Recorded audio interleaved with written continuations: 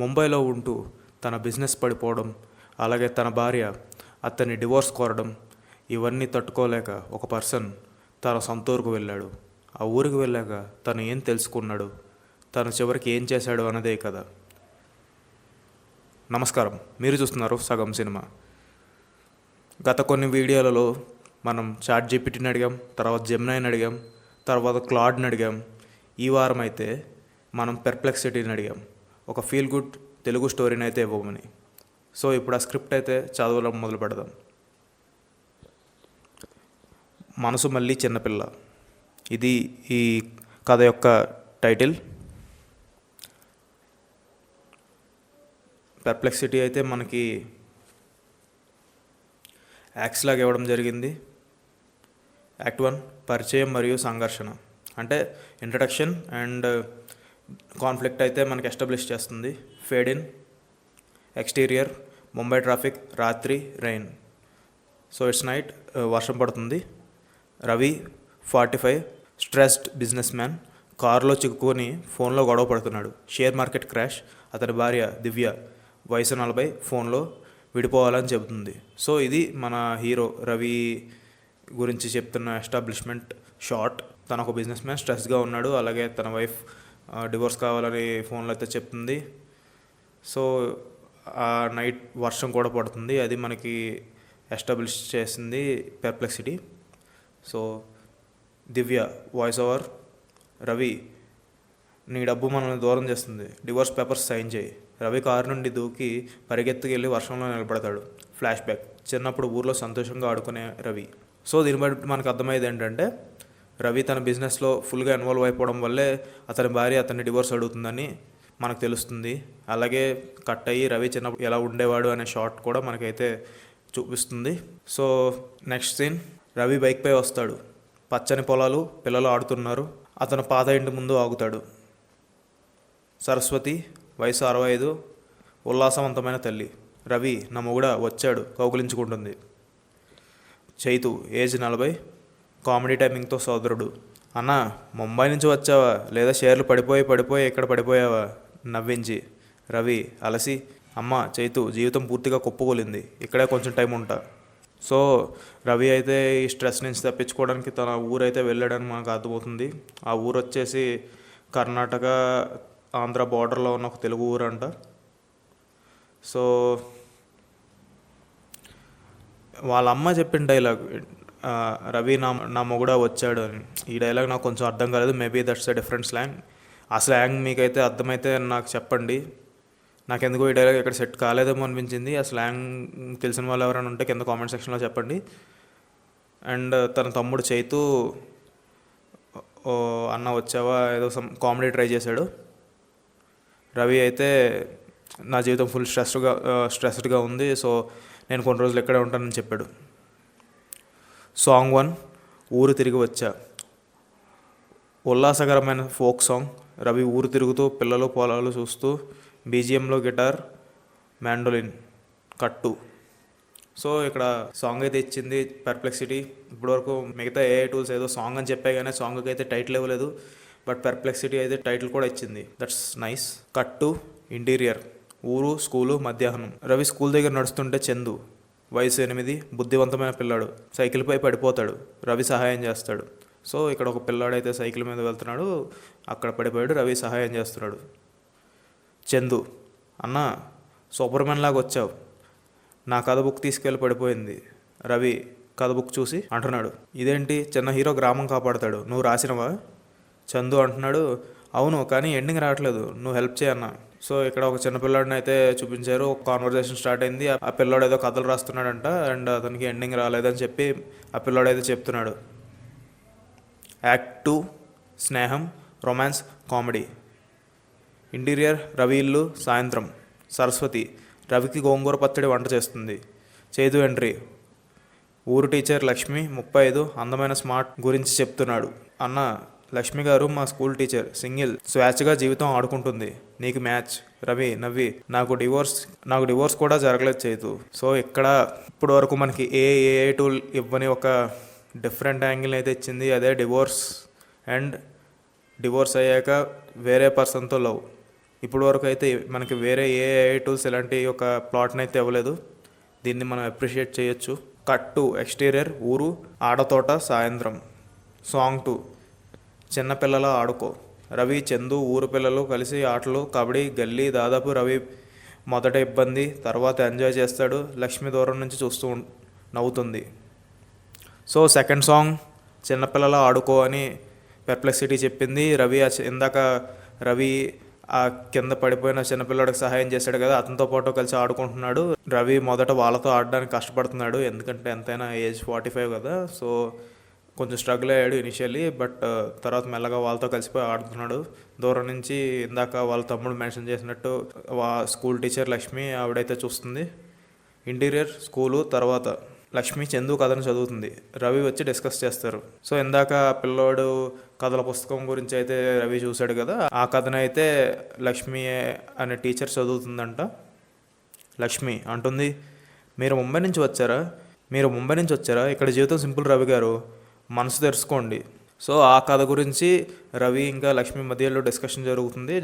And Mumbai నుంచి రవి వచ్చినట్టు ఈమెకి తెలిసింది. రవి ఆకర్షితుడవుతూ, సింపుల్ అంటే ఇదేనా?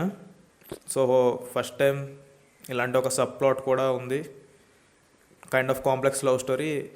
అది కూడా ఒక డివోర్స్ అవ్వబోతున్న ఒక మ్యాన్కి తన లైఫ్లో సెకండ్ లవ్ గురించి ఇప్పుడు వరకు అయితే మనకి వేరే ఏ టూల్ చెప్పలేదు.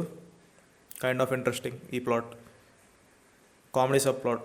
చైతు, రవి, లక్ష్మి మధ్య మ్యాచ్ మేకర్ అవుతాడు. టీ స్టాల్లో కావర్డ్ డేట్ సెటప్ కానీ మిస్ అవుతుంది. క్లినిక్ డాక్టర్ కామెడీ రోల్ జోడించబడతాడు, అందరూ నవ్వుతారు. సో ఇక్కడ రవి వాళ్ళ తమ్ముడైతే రవికి ఇంకా లక్ష్మికి మధ్యలో మ్యాచ్ మేకర్లా పనిచేస్తున్నాడంట. వాళ్ళిద్దరిని ఎలాగైనా సరే ఒకటి చేయాలని చాలా గట్టిగా ట్రై చేస్తున్నాడు. ఇక్కడ ఒక కామెడీ సబ్ ప్లాట్ కూడా మెన్షన్ చేయడం జరిగింది. సాంగ్ 3 ప్రేమ కళ్ళు. రవి, లక్ష్మి రొమాన్స్. ఊరు ఫెస్టివల్లో రంగులు డ్యాన్స్ డ్యూయెట్. నైస్. రొమాన్స్ అని ఏదో మెన్షన్ చేశారు, kind of village romance. Emotional turn. Chandu ఇబ్బంది రివీల్. తల్లి మరణించింది, తండ్రి బిజీ. రవి అతన్ని కన్సోల్ చేస్తాడు.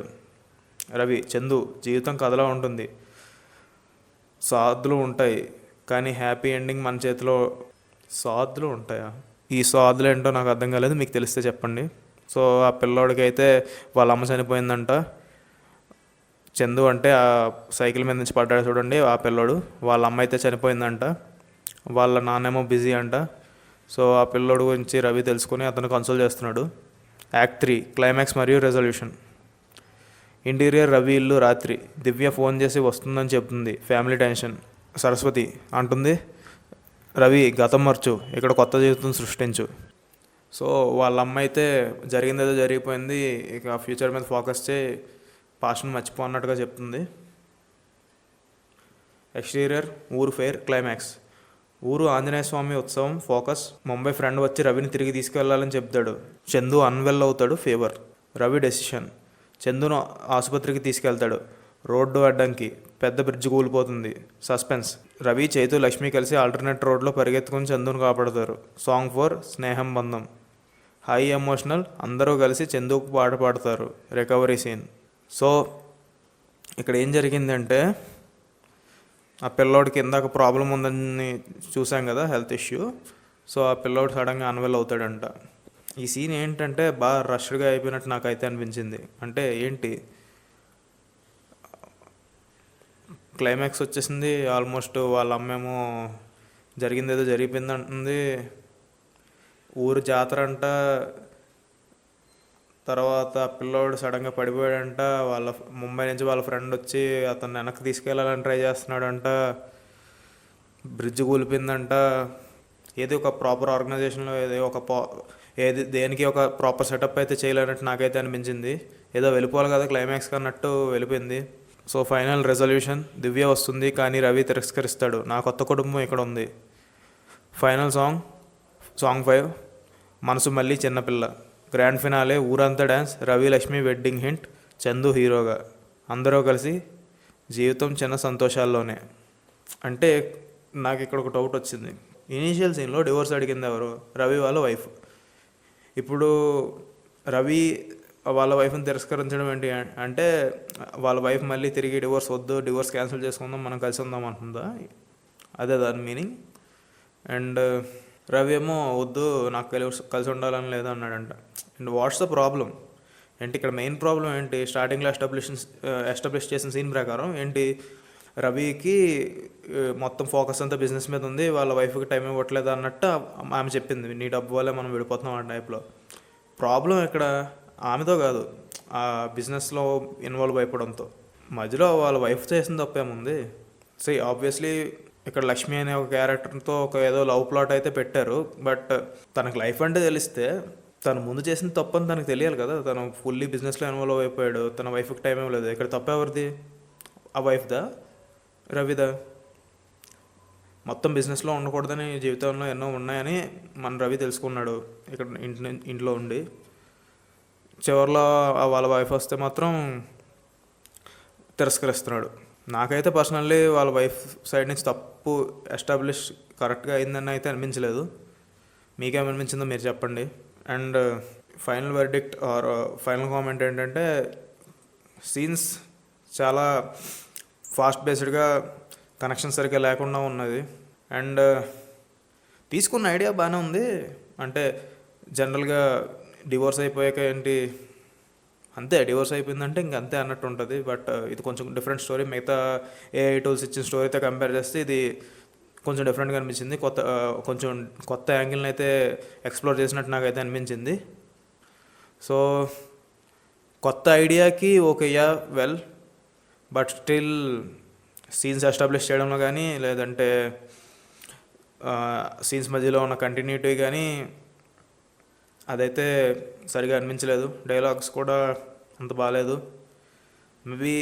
Maybe for a bones idea ఈ టాపిక్ అనేది కొంచెం ఇంట్రెస్టింగ్గా అనిపించవచ్చు వర్కౌట్ చేస్తే. అండ్ ఫైనల్లో నాకున్న ఇష్యూ అయితే చెప్పాను కదా, వాళ్ళ వైఫ్కి ఉన్న ఇష్యూ ఏంటి, తన బిజినెస్తో.